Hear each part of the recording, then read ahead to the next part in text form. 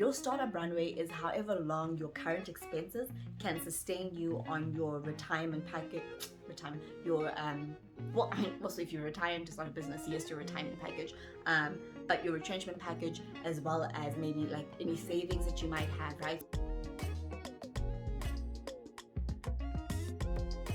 Hi everybody, I hope you are well, that you are blessed and living your best life. Welcome to Life is a Pie with myself, Nziki Mkize, where we are sharing all things social entrepreneurship, purpose, mentorship, and EQ. And really just, doing this life thing together because there's so many elements to uncover and there's no reason why you shouldn't be able to win at everything. So for this particular edition, I'm going to be speaking about the startup runway. So I'm gonna make this like very quick, very short. And I feel like I always say that and then it doesn't happen because spirit takes over. But today's gonna be quick and short, right? So quickly, what is a startup runway? So traditionally in business, whether it's like, whether you study entrepreneurship or just like business management in general, when we talk about the startup runway, so if you imagine like an airplane parked at the airport and then it taxis out onto the tarmac and then it takes off, right? The time or the space between where the plane starts to the plane getting into the air, that is the runway. And that analogy has been translated into the business space, right? And so the startup runway is, as a startup, how quickly can you get into the air, right? Get into flight mode where the business is going, things are in motion, and it's happening, okay? And so generally, when you think about the startup runway in that way, what you tend to assume is that it will take as long as it needs to take, right? So maybe your business has been in the startup phase for a year. Okay, not necessarily, right?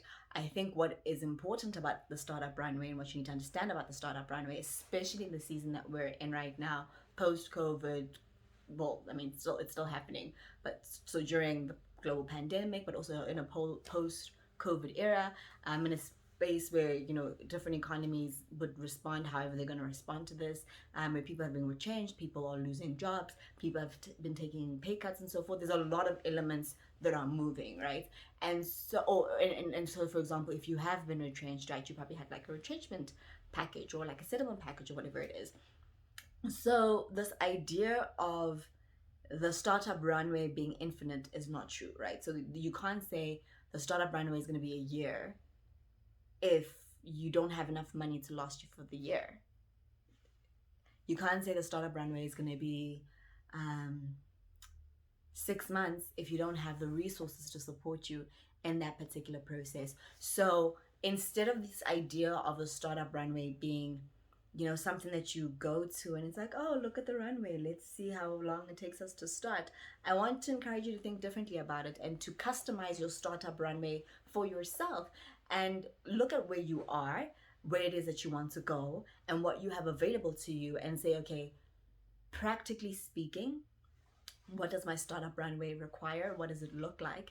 And then secondly, realistically speaking, can I make that happen, right? What are the adjustments that are necessary to make this work? So here's a few things that I would like for you to think about, reflect upon, and see how you can customize your particular runway to suit your needs and where you are at the moment. Okay, so firstly, what kind of business do you want to start, or what kind of business do you run? Is it a product-based business or is it a service-based business, right? This is important because generally when people are stuck on what to do with their money, or when opportunity costs change, or when people don't have as much disposable income, generally people spend more on products than they do on services. It's a lot easier to go, oh, I want this particular thing here. Whereas with the service, you kind of have to convince people why they need your particular service.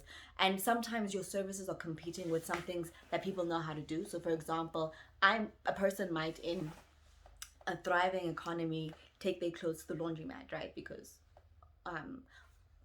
drop their stuff off at the laundry because that's different. Okay, so you take yourself to the laundry. But then during a lockdown or during a season when you are cash strapped, you're like, but I know how to wash clothes myself, so I'll just do that myself, right? That's a service that's taken away. There's a lot of free digital tools available now.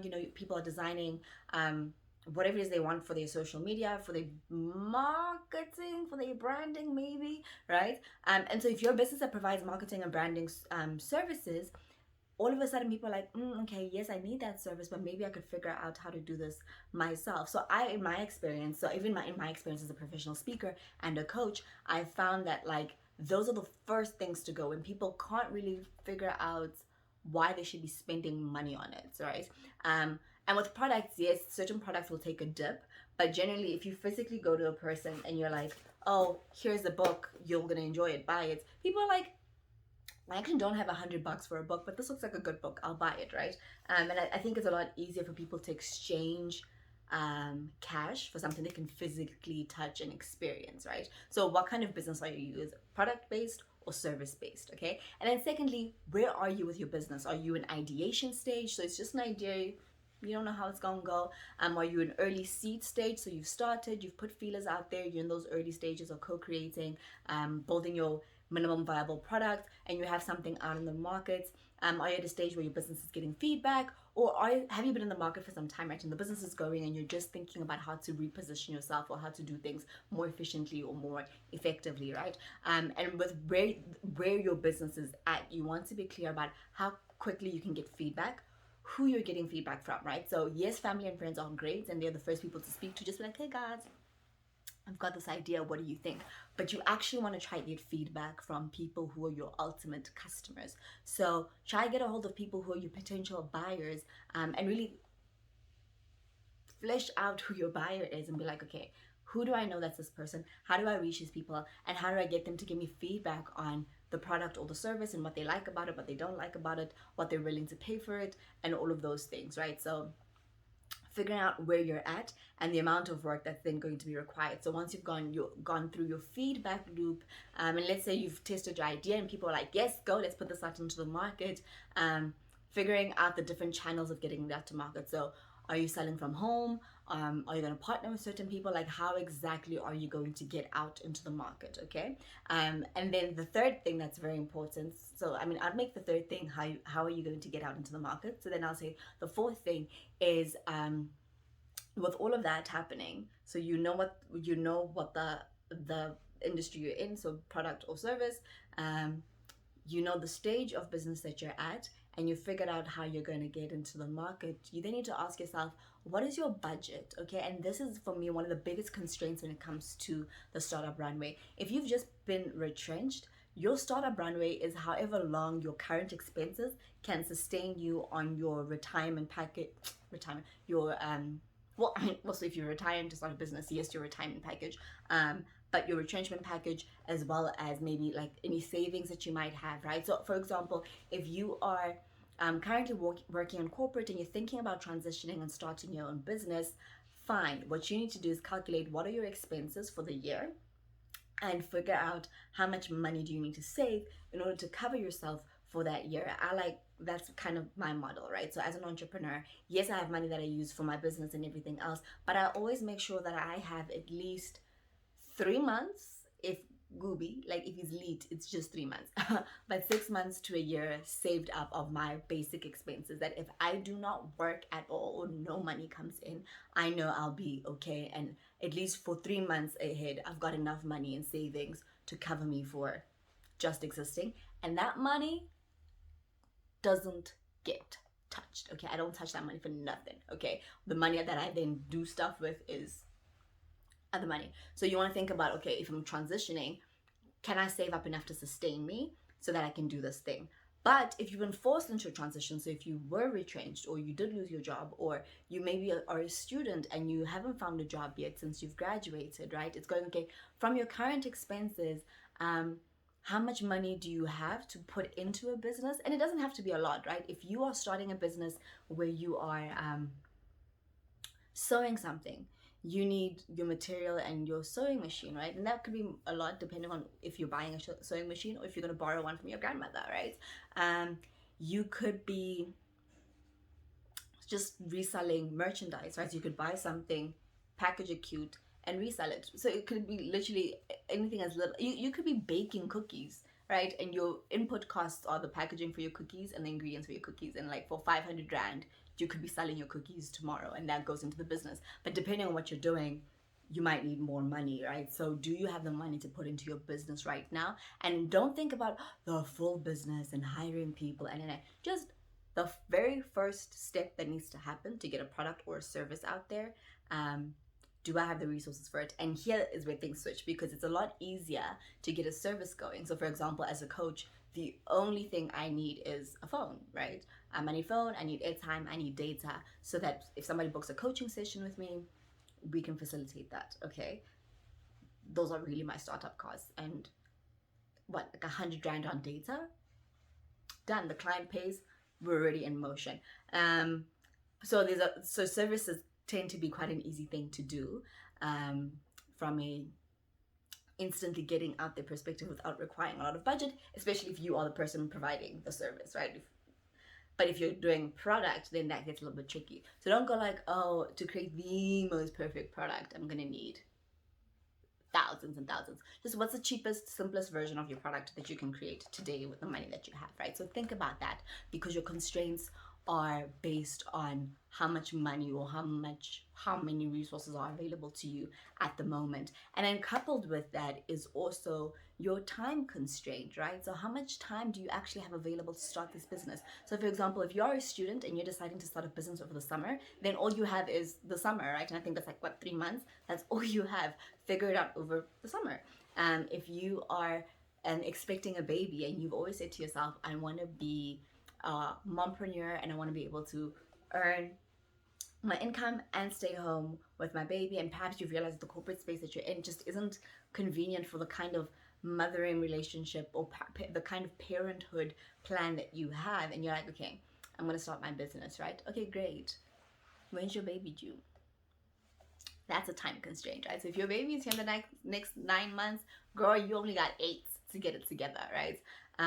So when you think about those things, like where are you right now and what are the time constraints on you? So when you're finally looking at your startup runway, you're looking at the idea, who's it for, where are they, how do you get to them, how much money do you have, and also how much time do you have? Okay, so that's your startup runway. So I would say, go and answer those questions for yourself and figure out, is this idea that I have, does it meet the current startup runway, and can I afford to pursue it in these particular constraints on my startup runway? If yes, go ahead. I wish you all the best. If no, rethink it a little bit. Doesn't mean you need to abandon the idea. Doesn't mean you should abandon the vision. You might have to figure out a few other things first, right? So for example, think about what is the lowest common denominator with the business where you can start without I suppose overexerting yourself to get there, right? With minimal capital, with minimal resources. If you're the only person doing it, what can you do within your means and your capabilities if you can't find somebody to partner up with, and start there? And then from there, you can then build into and grow into what you ultimately envision for your business, right? Don't despise small beginnings. And as I say anytime I talk about the MVP, is that small beginnings are great because you get to fail quick, you get to fail small, meaning you haven't used a lot of money before you fail, and you get to quickly figure out what went wrong so that when you re-engineer it, you can go out with something that actually does work, right? So those are some thoughts that I just wanted to share with you around the startup runway. And if you are in a space where you are ready to go and your idea is valid, what I would then suggest to you is test your idea, get the feedback, make the relevant changes, and launch quickly so you can fail quickly, so you can re-engineer and then get back out there. Yeah, I hope this has been helpful in understanding the startup runway for your business. So it's really not just about like, I'm gonna start and see how it goes. Yes, we'll start and see how it goes, but do consider the constraints that may restrict your ability to start or your ability to grow on your journey, and figure out how you can mitigate those particular things.